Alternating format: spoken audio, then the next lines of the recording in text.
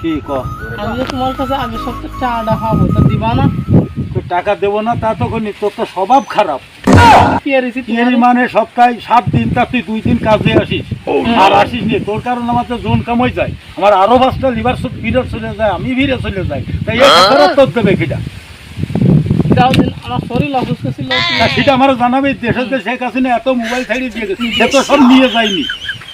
তুমি আমার টাকাটা দাও।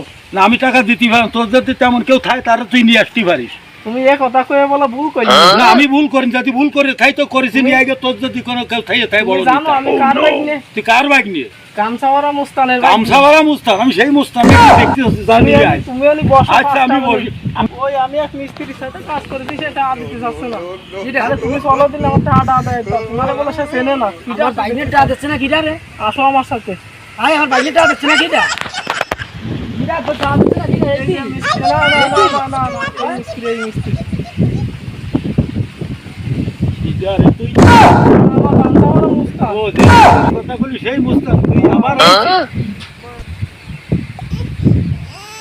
তুই আবার আইছিস। সেদিন তোরে একবার কইছি না আমি, এইসব ব্যাপারে নাক গালাতে আসবি না আমার কাছে। ও মামা কোন যাচ্ছ তুমি?